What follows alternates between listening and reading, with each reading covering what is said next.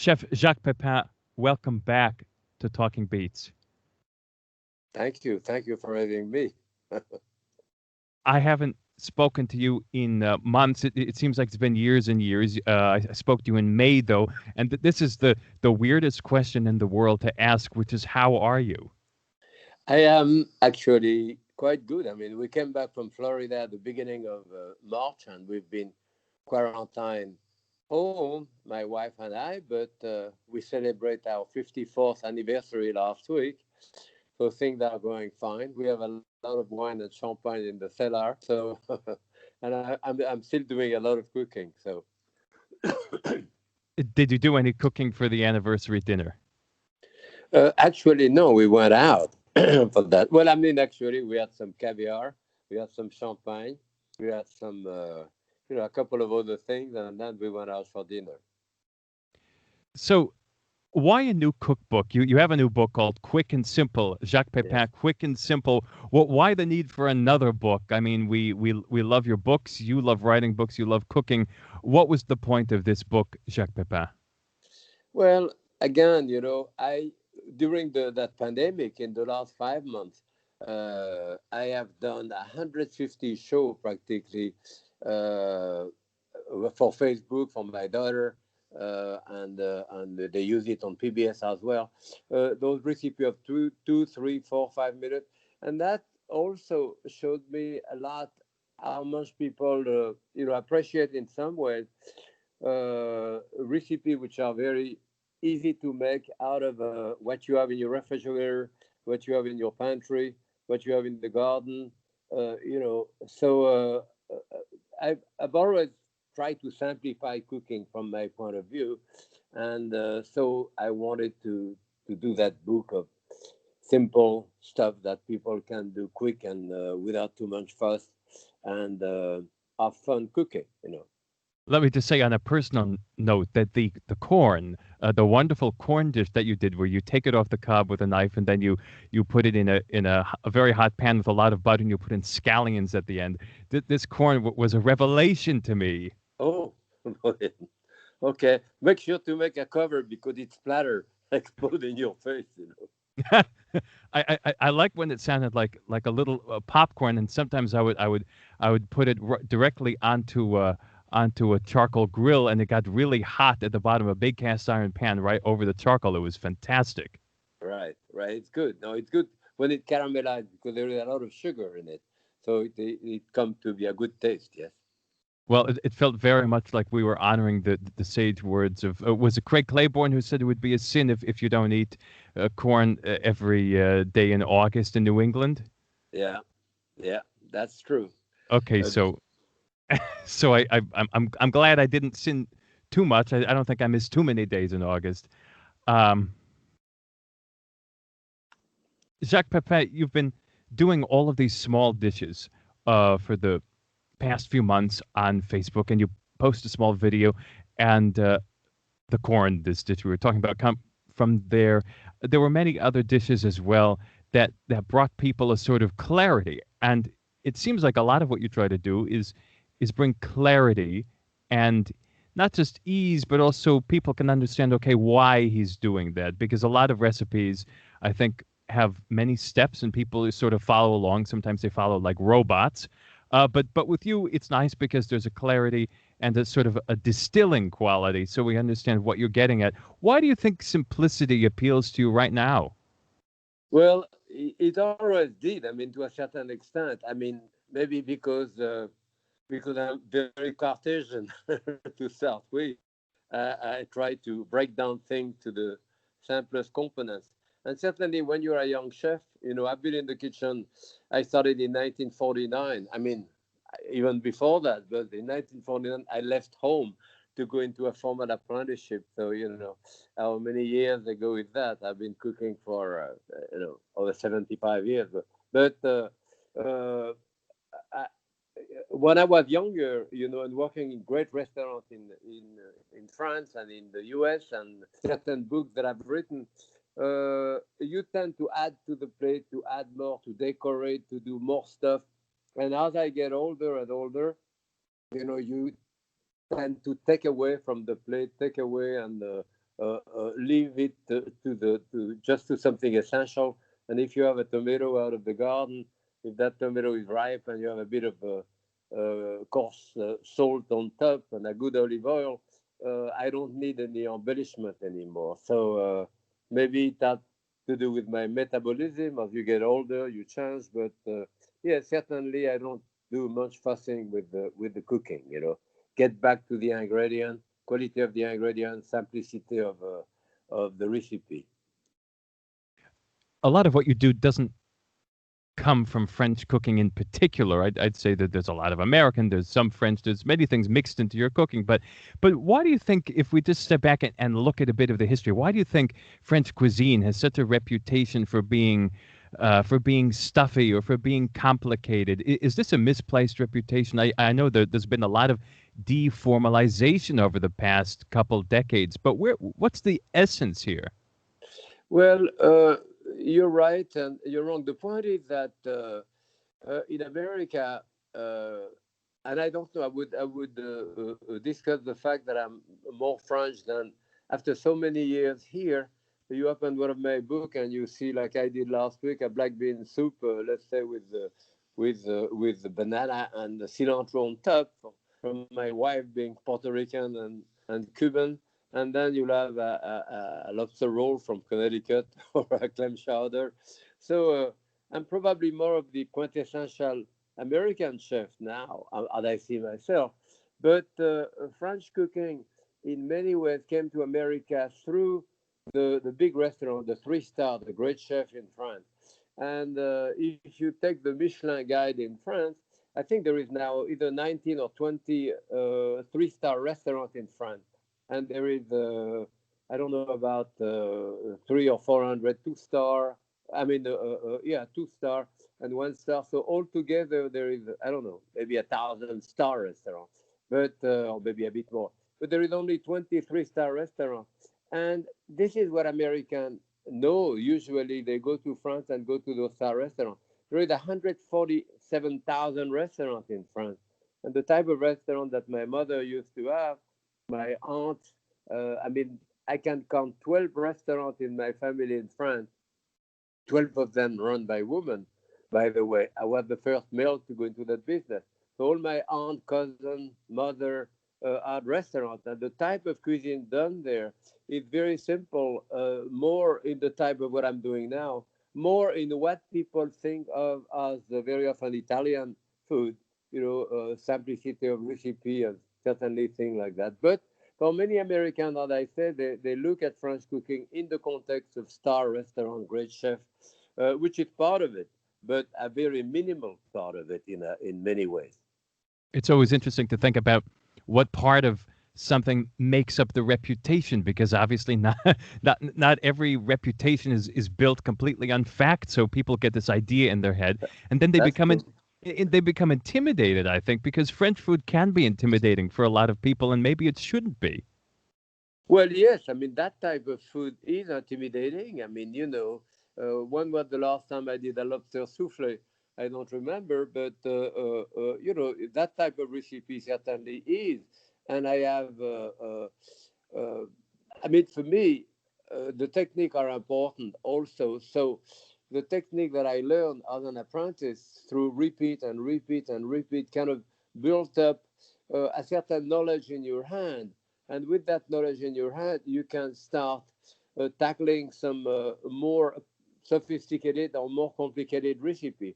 But to tell you the truth, as a professional chef, this is important to be a good technician, because you have to, it's 11 o'clock in the morning, there is 100 people coming for lunch, you have to move fast. And so those techniques are important.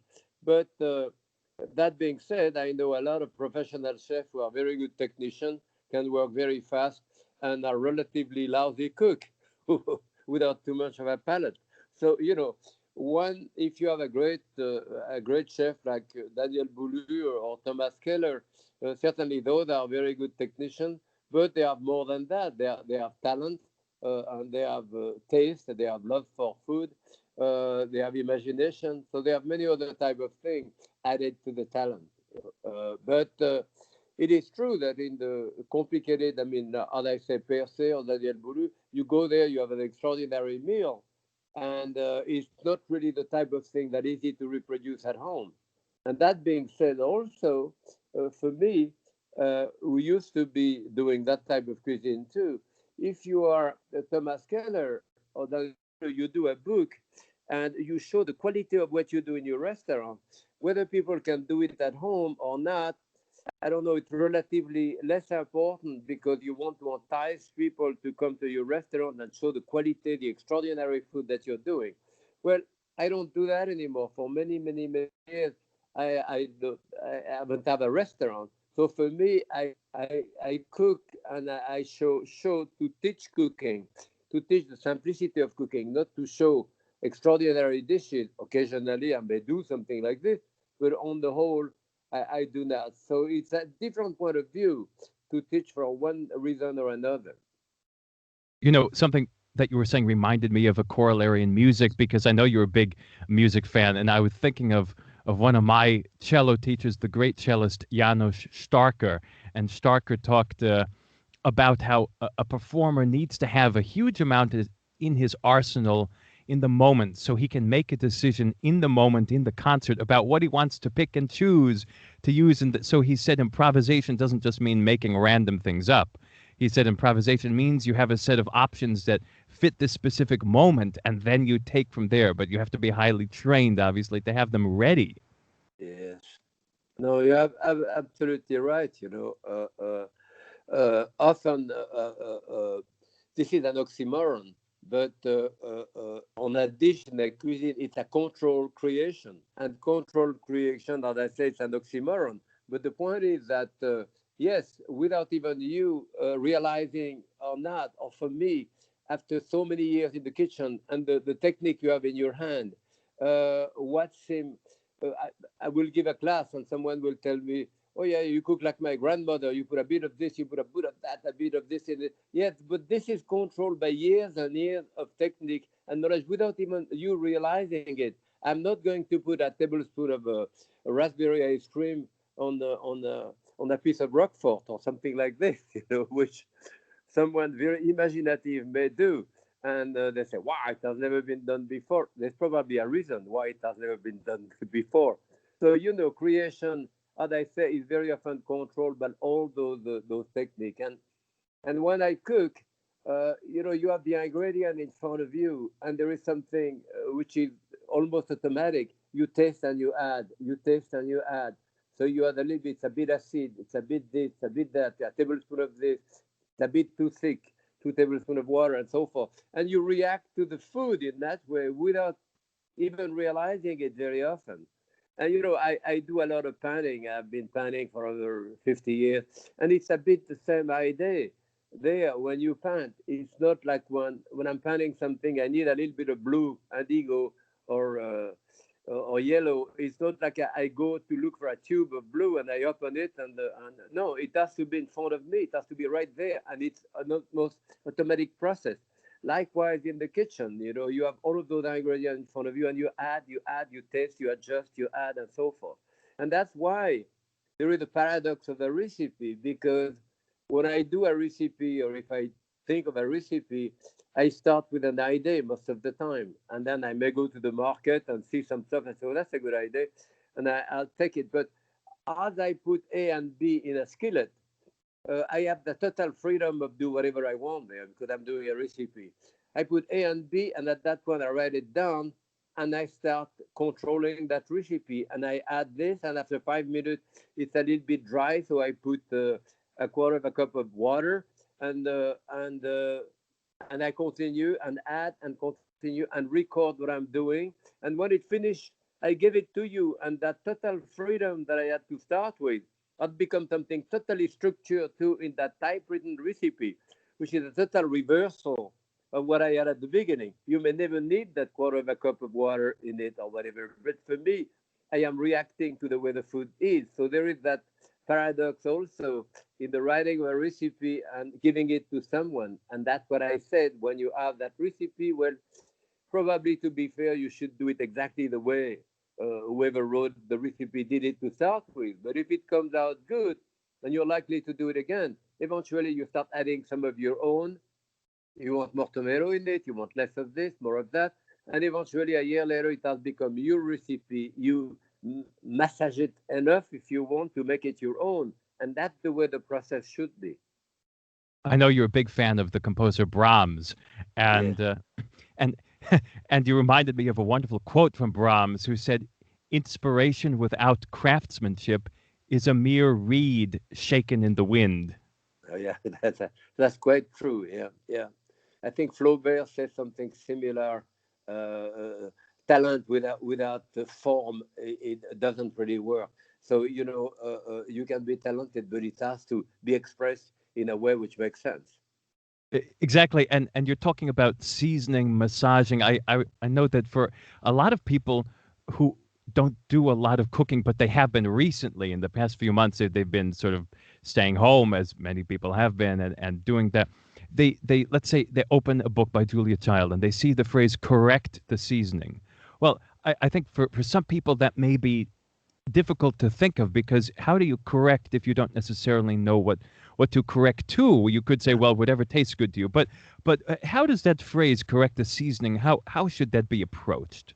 Well, the correct the seasoning usually means add salt and pepper if needed. That's what I would go at that.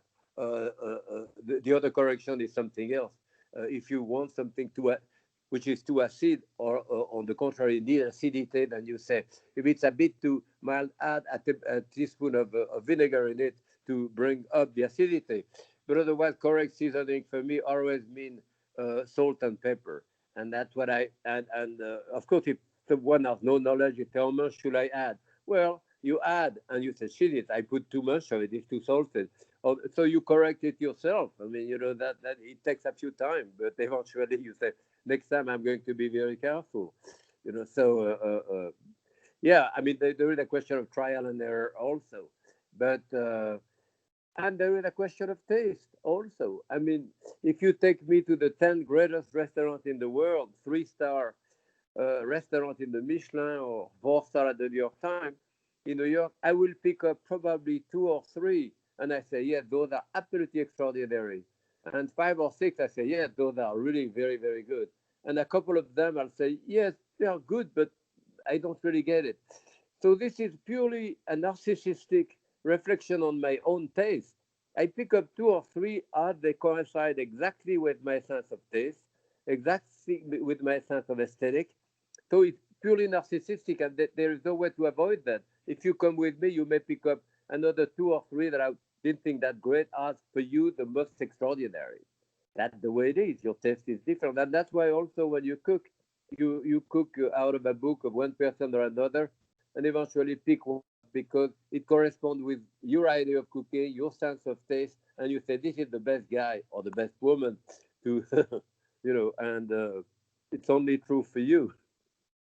You remind me of the great deceased, he died about 20 years ago, French cellist called Paul Tourtellier, and probably a name you know. He's one of the great cellists of the century, and in he gave a series of master classes in the 70s for the BBC on video, and someone played a certain way, and they did a slide between two notes, and he said, I don't like that, it's not good taste, and the student looked confused, and he said, in the same way you can taste that the fish isn't fresh or the beer is stale, music, we have taste in music, and how do you know? You know. Yeah, yeah, that's true. So yeah, and the more you know about it, the more you know. I mean, the more you understand that type of thing, and the more you know, in a sense, the more you doubt also, because by knowledge, you bring out doubt on one or the other. When you don't know much about one thing, you think that you know everything about it. As soon as you start learning more and more, you know less and less. I wonder, do you ever have just the urge to wake up early one morning and say, okay, I'm going to cook for my wife and myself. I'm going to cook right now, this evening, what could be called a 3-star Michelin meal. Do you ever want to just throw yourself into the kitchen in a way that if it were at a restaurant, the meal would be 3 Michelin stars, to just go totally all over the moon in the kitchen at home? Right. Well, often it has to do with the dishes, with the ingredient, but also with the creation of the dishes. What I'm saying is that if I roast a chicken, I want a good quality chicken, and I want to roast it properly and baste it and keep it so that natural juice and so forth. And that will be a kind of, if you want, country cooking or whatever. I cook that for my wife and me. And then she called me. She said, I have my friend Jared stopped by.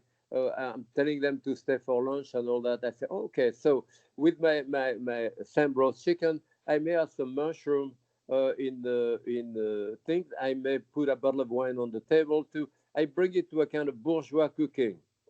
And then if I want to do something very, very fancy, as you say, I still roast my chicken instead of the mushroom, or with the mushroom, I may add some truffle.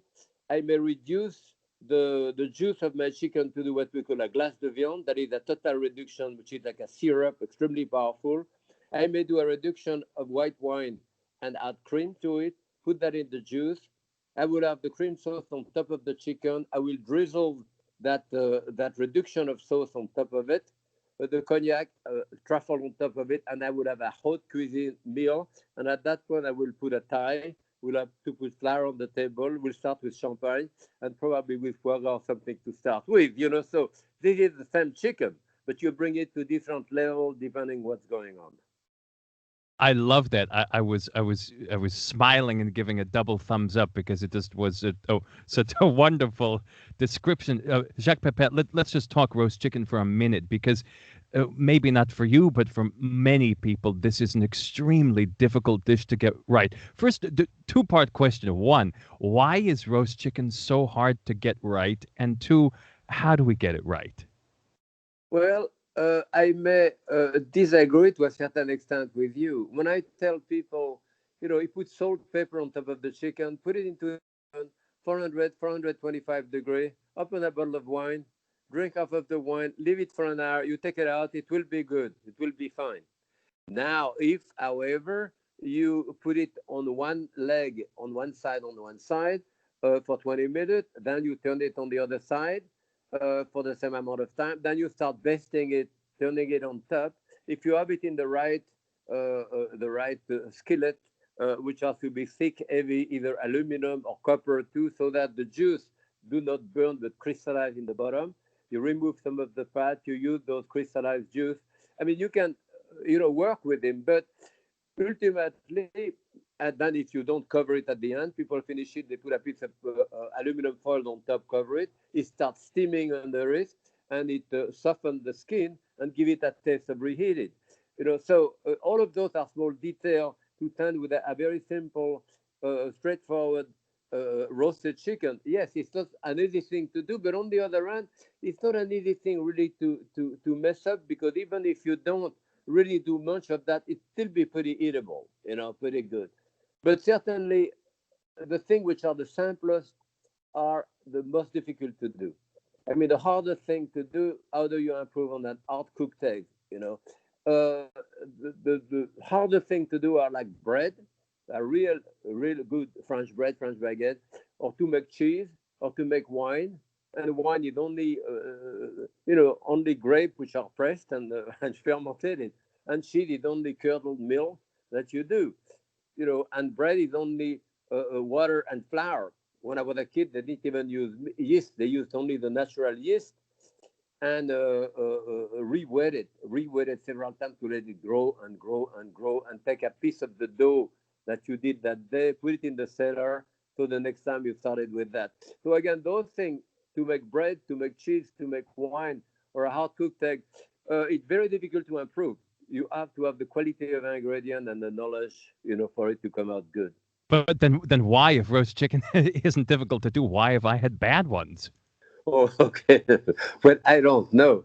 Buy a good buy a good quality chicken, and put a little bit of butter on top of it and baste it. And no, it should come out good. Don't do it hours ahead. Don't cover it, as I say, at the end, so it kind of steam it. But otherwise, roast it. I do very simple things. So in the show that I do for Facebook there, for my daughter. I did, I think, last week. I show people, if you at home. You don't know what to do.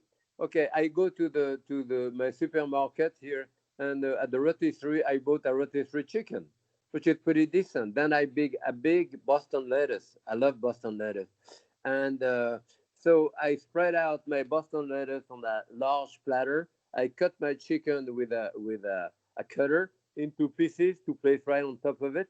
Then I have a little bit of juice. I put some olive oil. I put some shallot, a bit of what did I do? A bit of garlic, some shallot, some herb, too, and a bit of butter. And I spread that onto my chicken.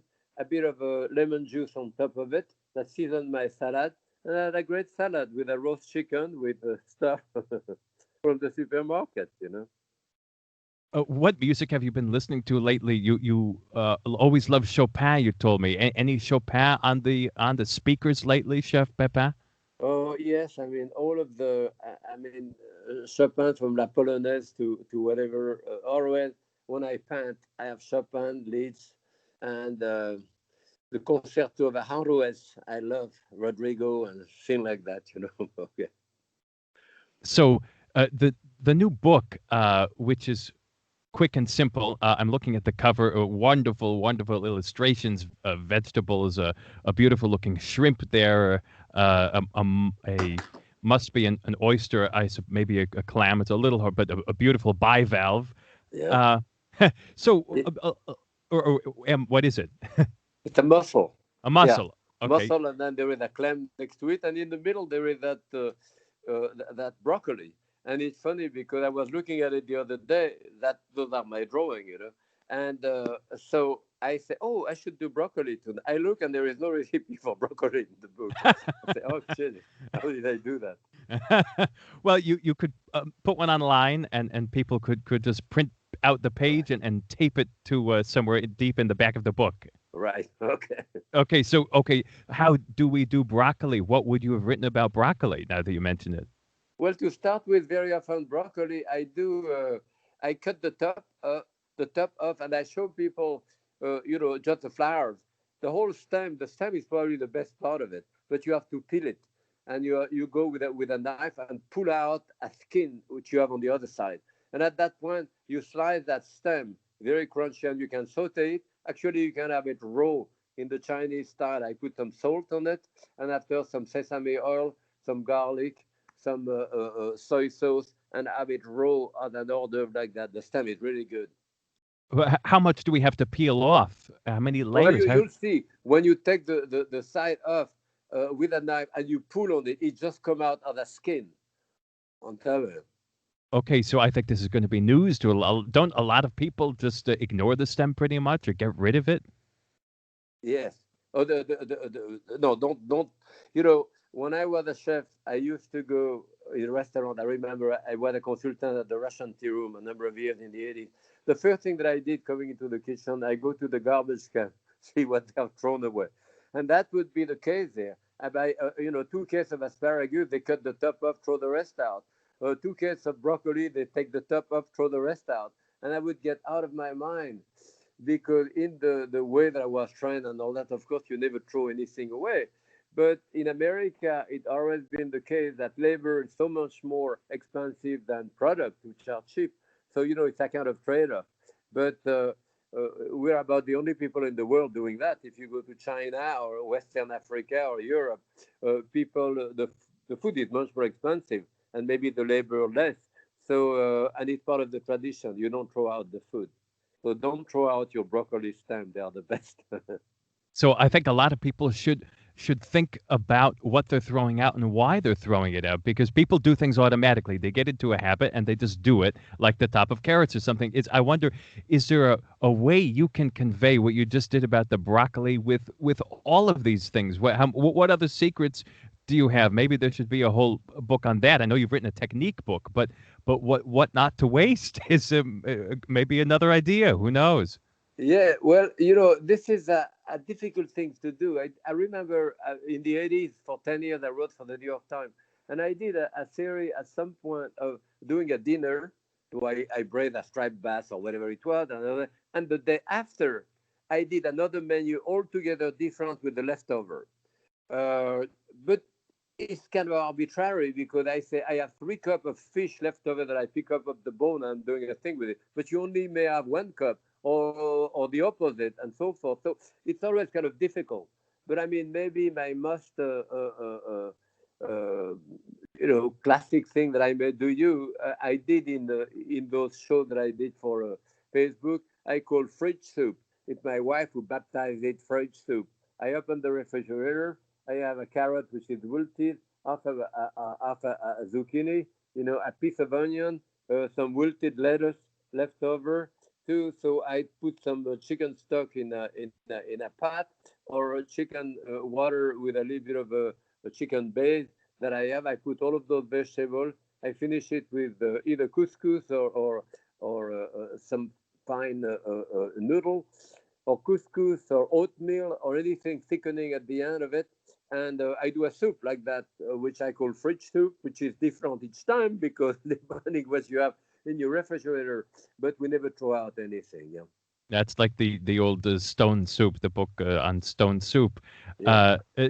Jacques Pépin. So we're coming into fall. I guess we are in fall now. It's got the middle of September already. It's hard to believe. So there's for those in the Northeast, there's a chill now in the air a little bit. So obviously we change how we eat a little bit. There's so much in this book. Quick and simple. What do you hope people take from the book in terms of fall? What excites you here about fall cooking that is easy, manageable, but maybe we want to stand over the stove and stir, or we're a little more willing to turn on the oven or something? Right. Well, for the time being, in the last week or so, and for the next week, I'm eating a lot of tomato. I did stuffed tomato last night.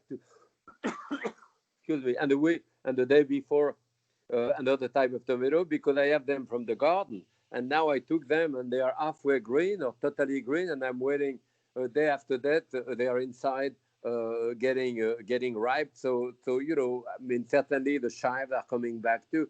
But last week I also did a potiron, that is a squash or a pumpkin soup, and I had a cabocha pumpkin, a kind of very red pumpkin, good.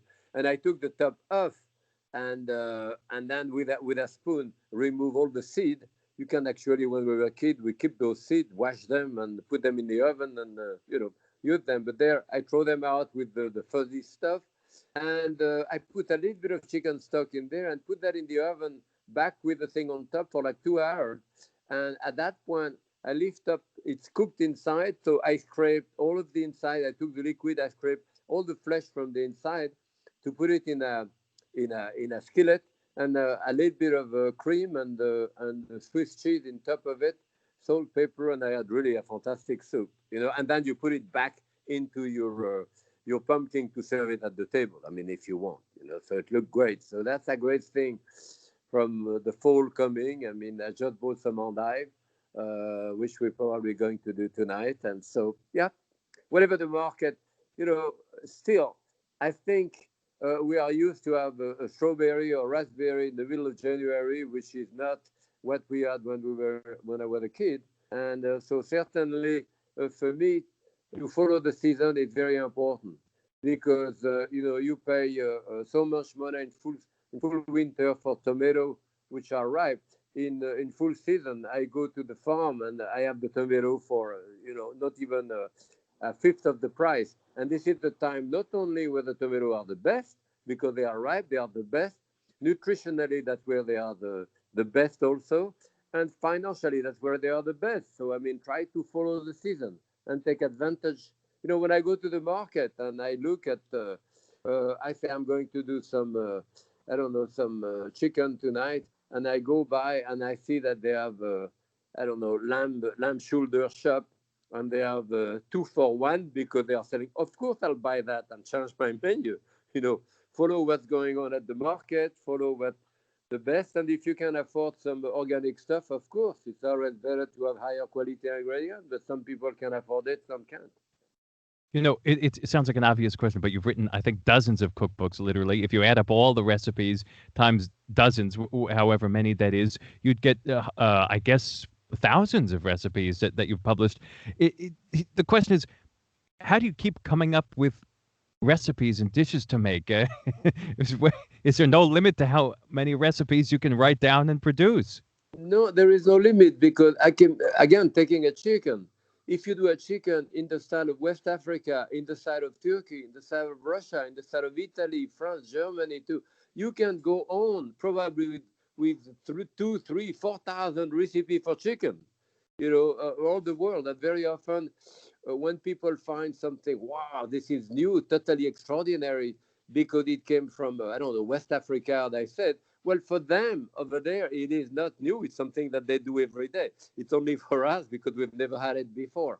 So, this is the way it works very often. And there is no place like the United States for that. I mean, there is 24,000 restaurants in New York. Well, not any longer, but up to a few months ago. So the diversity, the ethnicity of the cooking and the way you can taste stuff is unmatched any place in the world. So it's an extraordinary. So you can go on and taste something new every day if you want to. So yeah, I'll just say that I've always said to people, music is the great unifier. I think, and food comes close. A lot of people are looking for unification. They're looking for unity. They're looking for community these days. This is Yeah. maybe a softball question, but I'm going to ask it anyway. I don't want it to sound sappy, but I'm going to ask it anyway. How does food really bring people together? What is the power of food? What the magnetism that lies in the food world for you? Well, certainly there is no political implication in food. There is no racial implication. There is no religious implication in food. Everyone is the same. And certainly, other structure for the family is very important. When Claudine was a year old, my daughter, I hold her in my arm and she stirred the pot. So she, quote, made it. So she was going to test it because she made it. Likewise with my granddaughter. When she came to my house, what she was now, she's taller than me, but at that time she was a little thing. So she stand on a stool next to me in the kitchen, and I said, "Give me some parsley." No, no, that's chive. Taste it. No, that's parsley. That's chive. No, this is. Take her to the garden. Make her taste that. I take her to the market. I say, "Get me some pear. Make sure they are ripe. Smell them. You smell them? Are they ripe?" And so forth. So that she touched the food. She go there. She give me a pot. She gave me that, and that become very important. Become a screen, if you want, for communication. Because what do you talk to a kid who is 10 years old and have an iPhone in her hand? But then you cook together, and the cooking part is important, but more so the sitting part when you sit and share the food with the kid. So that brings people together, and one discussion follow another discussion, and this is what you have to do. So cooking brings people together, and when you cook for someone, you give a lot and a great deal of love. So whether it's a stranger or a friend, you bring people together, and that's very important. As great meal around the table have stopped war. It does bring love to people. It does. So this is the common denominator, the food. Even when you go to another country, you go to another country. I remember being in Yugoslavia a number of years ago, in small town, people would look at you behind their window open without those strangers. So you are a stranger, so you're kind of dangerous. But then you sit down at the table in the cafe, you order a glass of wine and take some bread, and all of a sudden, wow, you're normal. And if people sit next to you, say, "You want a wine?" So you give them a glass of wine or share the bread too, and all of a sudden, oh, you're part of the family, or so yes, food brings people together. It's not a cliche. I think it's true. I think the more we think about it, the more we can just think about the power of a piece of bread and a glass of wine with a stranger. It becomes less of a cliche and more of a reality. Uh, and Chef Jacques Pépin, with the new book, but also with insights and wisdom and empathy and love for life and for people, which is what you bring, I thank you very much. Thank you. Thank you for having me. And have a glass of wine.